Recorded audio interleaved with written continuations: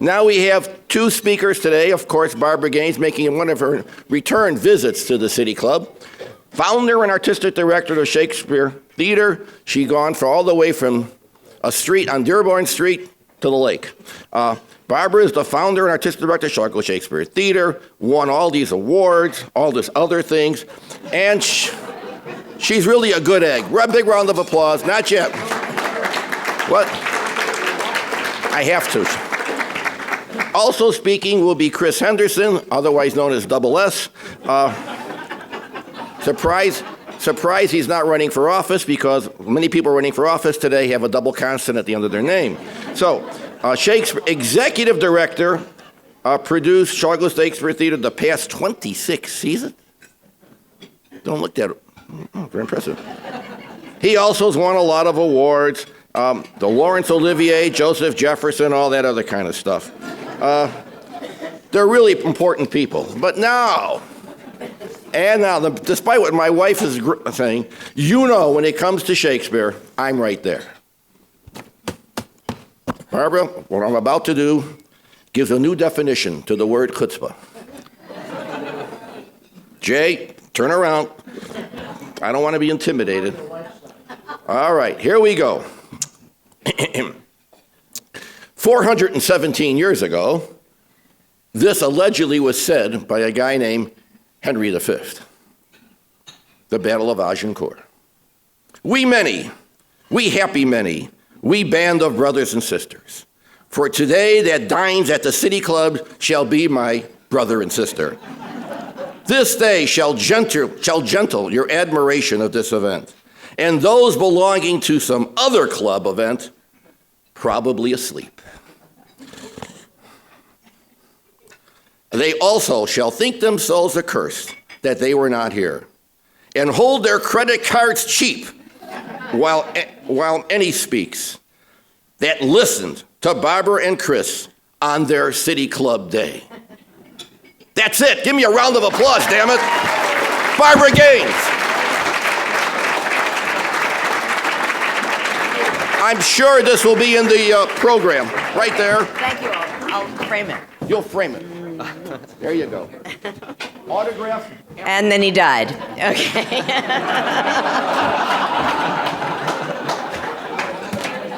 Okay, me first, right? Okay, thank you so much, Paul. We love you very much. And thanks for the City Club for inviting us to be with you today. And just one order of personal business. Today is a special day because it's our board chair's happy birthday. Shelley, I know Shelley. Shelley Rosenberg, our fearless leader.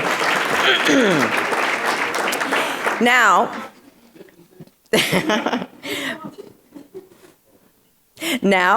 in the spirit of that other 400th anniversary celebration, hosted by Chicago, the Columbian exhibition in 1893, and fueled by the ambition, of course, of Burnen's Make No Small Plans, we've just launched a year-long international cultural festival called Shakespeare 400 Chicago. A celebration 400 years in the making.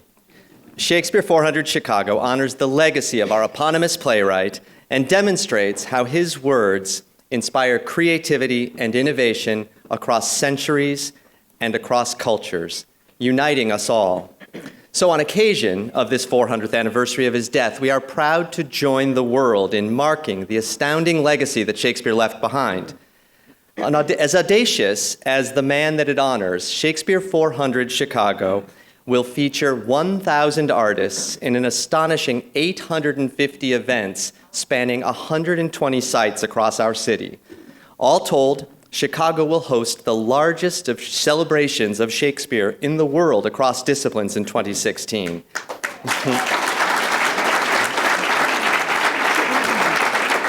And importantly, we are doing it with the broadest coalition of cultural partners ever brought together in the city. Well, you may be asking, I certainly did, why celebrate Shakespeare's death? But more importantly, I know it seems so, really, But more importantly, why do it in Chicago? It may seem like an odd pairing at first. Sure, Shakespeare has had his home in this city, thanks to very many of you in this room today, for the last 30 years. But what will the largest celebration of this man's legacy mean to Chicago and its future? The leaders of our city have long recognized the role that culture plays in strengthening Chicago's global position. Over a century ago, the Auditorium Theater, the Art Institute, and the CSO were established to position Chicago as a modern metropolis led by great thinkers. Nothing much has changed. Not the obscure provincial cowtown that it was perceived to be.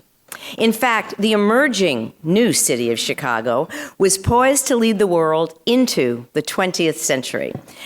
We expanded our cultural footprint by doing the Columbian Exhibition, the World's Fair, erecting an entire campus of museums, establishing world-class opera, internationally celebrated dance troupes and ballet companies, and establishing a theater community, forging, I think there are now 250 theater companies here in Chicago. It's remarkable. The rise of Chicago's cultural capital allowed our artists to entertain and enlighten if we were really good. And then by doing so, we drove the economy, we increased tourism, and revitalized neighborhoods. In 2012, Mayor Emanuel and Michelle Boone, the commissioner, released a bold cultural plan that called for the arts to play an even larger role in becoming more accessible to all of its citizens. As a result, we've seen the Creative School campaign, and this is fantastic. We put the arts back into our classrooms when they were non-existent for decades. It really is astounding and wonderful, a really hopeful sign. And another result is the Chicago's Park District, the Night Out in the Parks, which offers free cultural events year-round in diverse neighborhoods. And now, as we enter 2016, it's time for us to address another goal, the cultural plan. It's to make Chicago a global destination for cultural tourism. It's a time for the arts to be called, well, the city's calling card. And who better to lead the charge, once more into the breach, would be the world's most famous entrepreneur, playwright, and greatest humanitarian of all time, William Shakespeare. What I love about Shakespeare is I can take my kids, even though I'm familiar with the topic, having read that play. It's available to me with my knowledge, and it relates to them with theirs. Shakespeare in the Parks is a perfect example. People flock to it wherever it takes place. And there's always the parent that will take their child and say, listen, I just want you to see this. I want you to have this experience. For us to be a complete community, we must have Shakespeare. Once Shakespeare is in your soul, he's like a burr. He sticks. It just is the rhythm of life.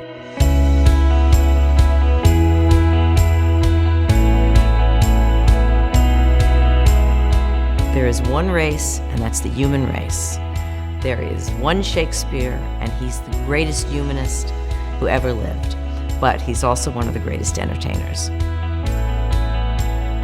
I find writers like Shakespeare to be that kind of magical that after all this time, their work is still here and continues to become more and more accessible to everyone.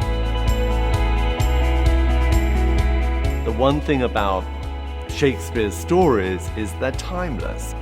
This is a body of work that is not only classic in terms of its staying power, it's able to be relevant to our lives today.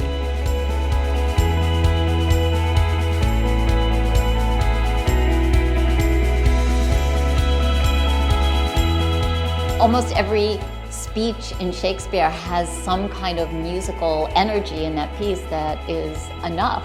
It's not only the depth of what Shakespeare says, but it's the proportion proportion with which he says things. It gives a working actor genuine joy to say.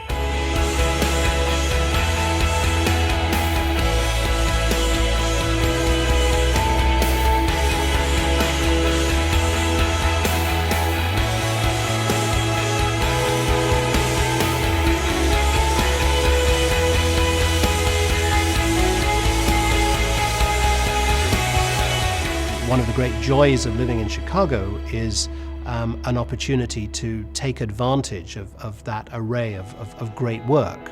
And whether it's theater, whether it's music, artists like to perform here because it is real. And we embrace the cultural scene as part of our lives. I think there are some ways in which Chicago is really a happy home for Shakespeare. When it comes to clarity and storytelling and truth, it's hard to beat what you get here.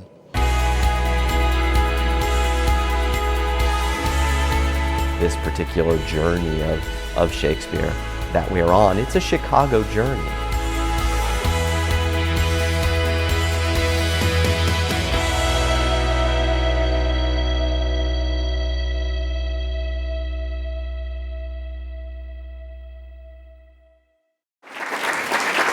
When Shakespeare died in 1616, at 52, this astonishing man left behind 38 plays, 154 sonnets that were to become the most translated works of all time. For thy sweet love remembered, such wealth brings, that then I scorn to change my state with kings. I mean, really. Really. I'm melting. He's so good. Okay, his plays have inspired, obviously, presidents, the common man, titans of industry, and most importantly, children of all ages. His power to speak to the next generation has sustained his relevance for 400 years and will do so as long as people inhabit this earth of ours. So it's really no wonder that each facet of Chicago's amazing cultural crown has a deeply rooted connection to that man and his plays. Theater, dance, music, opera, spectacle, scholarship, gaming, and even cuisine. In 2016, Shakespeare 400 will unite the artists and entrepreneurs of this city around one theme for the first time in our history, and connect us with our international peers throughout the globe. We use the occasion of his death to honor and celebrate his legacy. Now, during this landmark year, Shakespeare, in every form imaginable, will come to life on our stages and in our schools and across the city. When I think of the impact that this work will have, honestly, the impact it will have in a very complex and challenging moment in Chicago history today. But the impact of this festival really makes me feel very beautiful. It's kind of overwhelmingly beautiful, because this festival has the power to salve many hearts that are in pain. That I promise you. His plays explore challenging themes familiar to all ages: the glory and the angst of love, racism, sexism, the abuse and glory of power, the impact of war, the hilarity and absolute silliness of being in love, and man's astounding humanity, showing all of its grace. Shakespeare never judged us, unlike a lot of people in my life. He always found a way of revealing our true nature. And most importantly, he makes us aware, and this really is the point, he makes us aware of our potential to change our own behavior, which can be the first step towards our soul's evolution. He brings people together. He creates light where there is darkness. And let me say, there will be a hell of a lot of light in Chicago in 2016.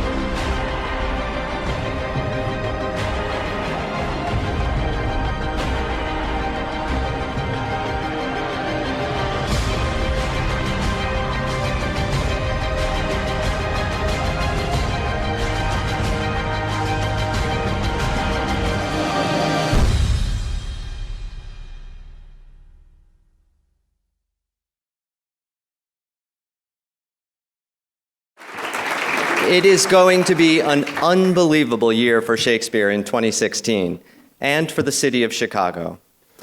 As Shakespeare said, what's past is prologue. And it is the investment of Chicago's early civic leaders that has paved the way for this amazing opportunity for our city this year.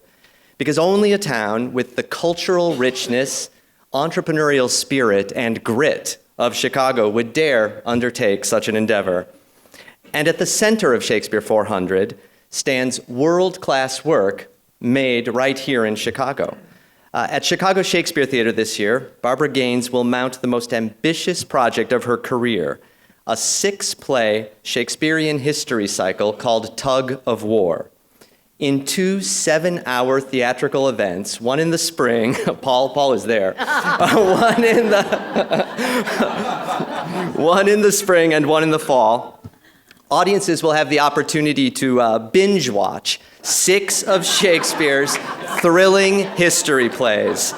So truly, in the spirit of today's addictive episodic sagas on Netflix, so think House of Cards, the stories of Shakespeare's most famous kings will come to life for audiences at a surprising pace, with surprising poignancy and humor, and with amazing live music integrated into the storytelling, from Bach and Mahler to Pete Townsend and Pink.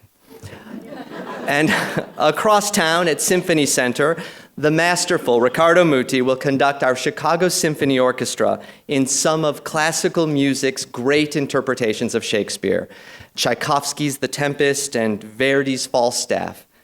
And at the Lyric Opera of Chicago, we'll all get to experience the grandeur of Charles Gounod's romantic and soaring opera, Romeo and Juliet. Later in the year, the Joffrey Ballet of Chicago will stage another Romeo and Juliet. This one, their internationally acclaimed modern interpretation, set against a striking multimedia backdrop depicting 3 different political eras of the 20th century. And through the year, some of Chicago's hidden gems will emerge in Shakespeare 400 Chicago. A first folio and quartos, these are the original scripts of Shakespeare's plays, and other priceless holdings of the Newberry Library will be on display. And a stunning collection of engravings inspired by Shakespeare will be available for viewing by the public at the Art Institute of Chicago. And this list goes on. All told, an astonishing 60 local partner organizations raised their hands to contribute to this remarkable vision. And the resulting work is a festival that alone would be the envy of the world. But we knew we could do more. As a global city, it was important that Shakespeare 400 Chicago would unite our own cultural institutions with the world by inviting international artists to use our city as their stage in 2016. For more than a decade at Chicago Shakespeare, we have forged relationships across continents through our World Stage series, importing hundreds of artists from more than 20 countries to Chicago, and touring our own work to stages across Africa, Europe, Asia, and the Middle East. So using these connections and those of our peers who have been great partners in representing Chicago to the world through cultural diplomacy, we began to curate one of the most dynamic international festival offerings of works inspired by Shakespeare. So starting where one might expect, we have a vast array of programs coming in from Shakespeare's homeland, ranging from London's Globe Theatre, who will present The Merchant of Venice, featuring the legendary Jonathan Pryce as Shylock, to the UK's mind-blowing clown troupe called Spy Monkey. Now, this amazing ensemble has decided to celebrate this anniversary of Shakespeare's death by creating a theater piece comprised of all 75 deaths found in the complete works of Shakespeare. So they range from the Roman suicides in Julius Caesar to the utter carnage at the end of Hamlet, to snakes in a basket in Antony and Cleopatra. There are countless stabbings, plenty of severed heads, some poisonings, 2 mobbings, a smothering, and much more, including a killer pie that Titus gives the queen. And if you want to know the ingredients of that pie, you're going to have to go home tonight and read Titus Andronicus. God help you. Further demonstrating Shakespeare's global reach, the international strand of Shakespeare 400 Chicago will span the globe. We launched the festival this past week with some of Russia's leading actors in a thrilling, politically charged Russian language production of Measure for Measure. From China, the Shanghai Peking Opera will bring their interpretation of Hamlet, The Revenge of Prince Zidane, bringing together this most Eastern of art forms, the Peking Opera, with one of the West's most famous characters. From Poland will come a haunting song cycle, Songs of Lear. From Mexico, we'll be bringing a new Spanish language play inspired by Romeo and Juliet, written by one of Latin America's leading playwrights. From Germany, the Hamburg Ballet's Othello. From Belgium, a rock and roll Macbeth. From India, a production of Twelfth Night in Hindi. And again, the list goes on and on. Hundreds of artists from around the world will make Chicago their stage in 2016, connecting neighborhoods throughout Chicago to their cultural homes. It was so powerful this past weekend to watch Chicago's Russian community come together around Shakespeare and this production of Measure for Measure. This combination of Chicago's work and that of our international peers makes for a festival that truly would rival almost any on the planet. But we knew we could still do more. So we delved into partnerships that would make the work free, accessible, and surprising. So this summer, new locations have been added to expand the reach of communities served by Chicago Shakespeare in the parks. As part of Shakespeare 400 Chicago, Shakespeare will come to life free for all for over 50,000 Chicagoans in neighborhood parks in every part of our city. Year-round programs will be offered through the Chicago Public Libraries for adults, teens, and youth.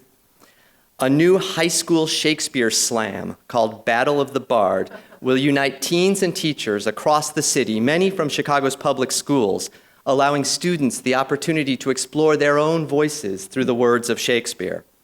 And ABLE, an ensemble of teens with Down syndrome, will create their own production of Twelfth Night and premiere it on our stage at Chicago Shakespeare.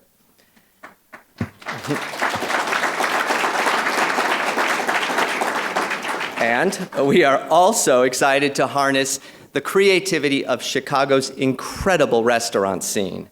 The Culinary Complete Works, curated for us by Alpana Singh, who's with us today, will feature 38 chefs exploring the 38 plays of Shakespeare through menus as diverse as our city. This year-long experience will feature some of the city's best-known and most inventive chefs. So Rick Bayless will make magic in the kitchen, channeling A Midsummer Night's Dream. Tony Mantovano's Italian cuisine will marry love and tragedy as he interprets Romeo and Juliet. Art Smith is tackling the iconic tragedy of King Lear. And Carrie Nahabedian brings bold experimentation to Measure for Measure, just to name a few. We'll explore Shakespeare through gaming, cinema, improv, hip-hop, and comedian David Carl will take a twisted look at how Shakespeare and Hollywood come together in Gary Busey's one-man Hamlet. In addition, Shakespeare's influence will be examined through lectures and programs with some of the great thinkers from Chicago's universities and from across the country, brought together by Newberry Library, Illinois Humanities, Chicago Humanities Festival, and the Pritzker Military Museum and Library. When you consider all the productions, all the programs, and all the possibilities in Shakespeare 400 Chicago, there can be no question that 4 centuries later, across a great pond, Shakespeare lives, and he lives in Chicago. Barbara? Thank you. So, you have to know from all that Criss has just told you, which is only a small part of what's going on, that it's taken a citywide effort to pull all of this off. And we would like to acknowledge, of course, our leading sponsors, the MacArthur Foundation and the Pritzker Museum, Military Museum and Library. And I have to tell you that Mayor Emanuel, his support has been inspiring for this project.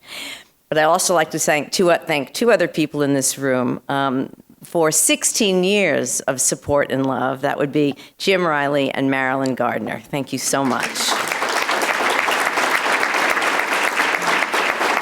So, over the course of 2016, Shakespeare's remarkable legacy will come to life in the most unexpected ways.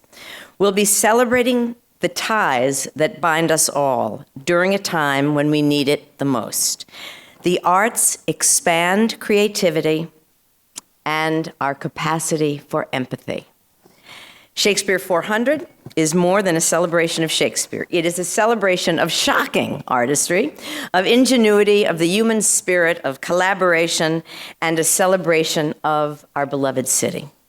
It gives us a chance to show once again to the world that we are a remarkable cultural capital, a global destination for tourism, a great place for business and civic engagement, and a blessed place to call home. So, come.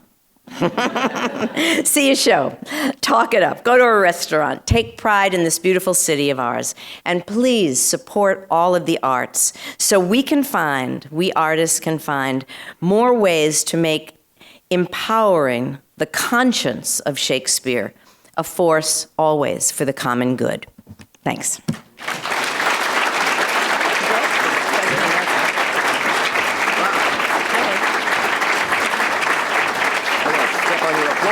Oh, thank you. For the record, I will be there. 7 hours. I don't want 6 hours and 59 minutes.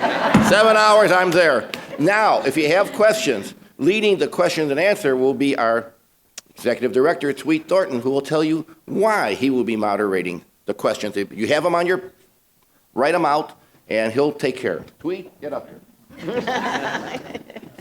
Thank you, Dr. Green.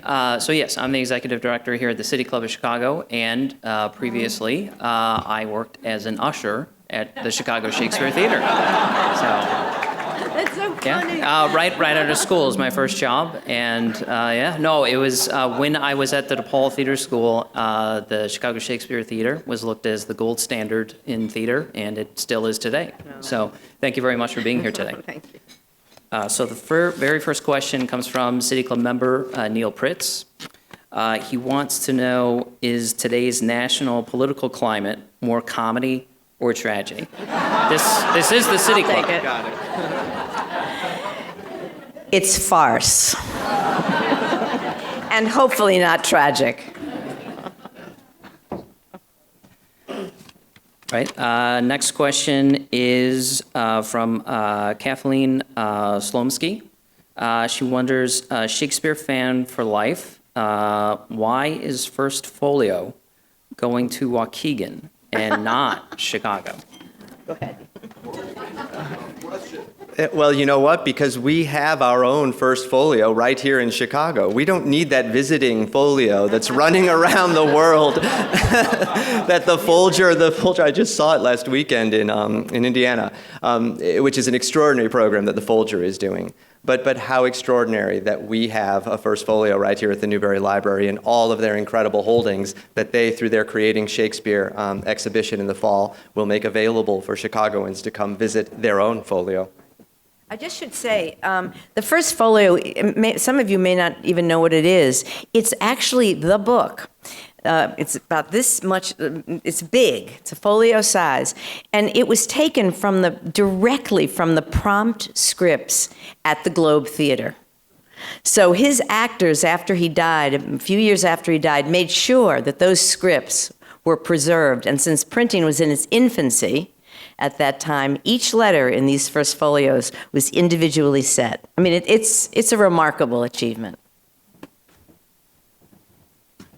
Next question, Lynn Carter, City Club member. Are there any productions you regret? Thinking Heir Apparent. No, not at all. Not at all. I love our Heir Apparent. I'm very glad we did it. It was written by the same wonderful American playwright, David Ives, who did our School for Lives that we were talking about, Sharon Green and I, just recently. We're proud of the work. We're proud of our actors, and we're very glad. And it brought in, you may not have liked it, and I'm sad about that, but I have to say there are thousands of people who really enjoyed it. Thomas Dow, not a City Club member, will read it anyway. Which of Shakespeare's plays do you feel resonates most for young people today, and why? Oh, that's a really good question. First of all, only because of 30 years of experience with having students coming to the theater, we have over 1.5 million students who've already seen Shakespeare because the Chicago Shakespeare exists. You're going to be shocked. They love the comedies, of course, but we've done Troilus and Cressida 3 times, which is quite a big war play, as you know, the Trojan War. And I have to say, some of the most passionate comments were after Troilus and Cressida, because it was during the Iraqi war and the kids were passionate and they got it.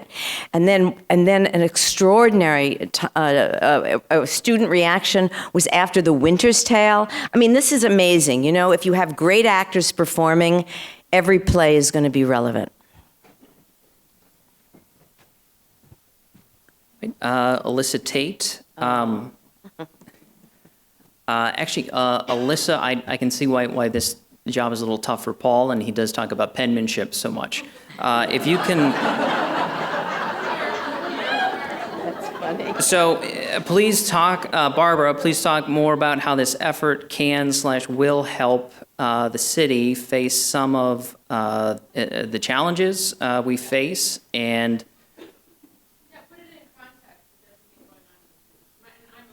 Okay. Oh, I apologize. Yeah, another topic. No, not at all. All right.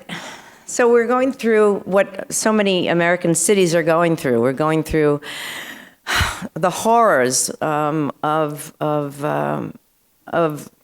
racism that began hundreds of years ago. It is a horrific fact that it still exists.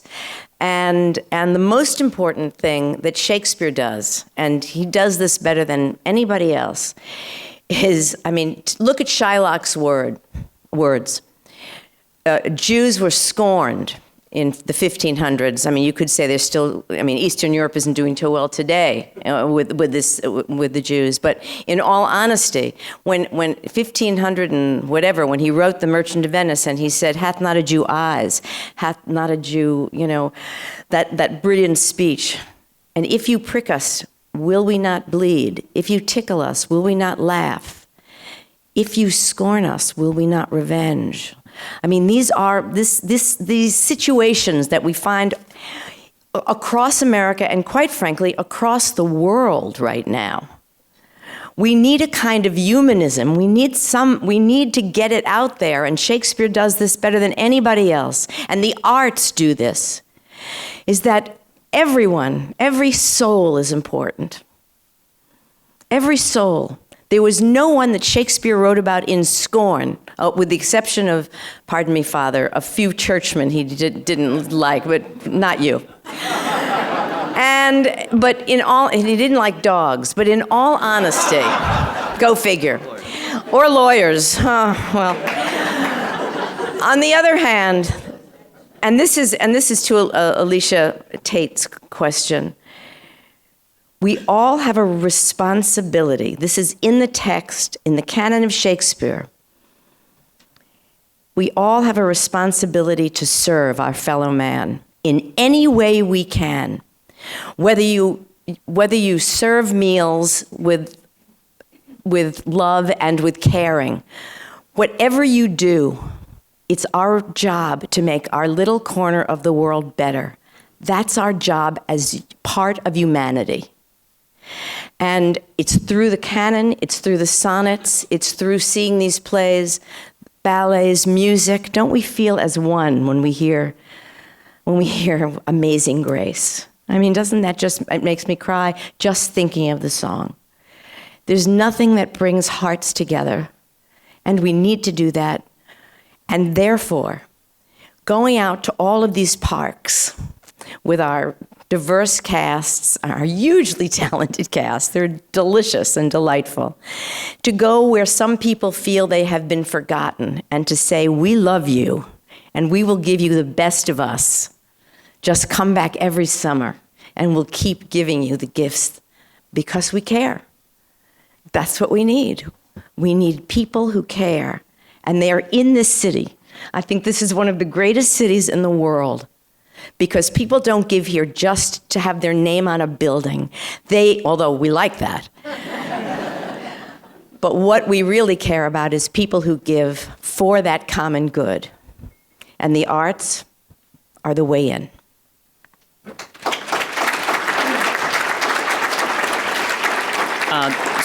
So on that message, on that thing, I'll skip some of the other questions and just so that if people wanted to participate in that very powerful message, what way can they engage? How can they get involved besides just going to see the shows? Well, we really do need all of Chicago to get behind this idea. And when I hear Barbara talk about the power of Shakespeare and the impact that this work can have, and when one looks at the coalition of cultural organizations coming together, we need all of you to spread the word. I think that what we need most right now is to amplify this as a great Chicago story this year. Chicago needs great stories, and I think that we've all come together to give the city that. And so anything you all can do to help us spread the word throughout the city, across the country, and around the world. Because the thing we don't have to fuel this, I mean, we have wonderful support, but we don't have the marketing, we don't have the platform we need to share this as widely as we should. And so if any of you have assets that you can share, people that you can identify, that you can point to, that we can be in touch with, that would be great. And we do hope that you will take in as much of the programming as you can. You have a website? We do. It's right there, Shakespeare400chicago.com. There you go. All right. Well, thank you guys again, and we are adjourned.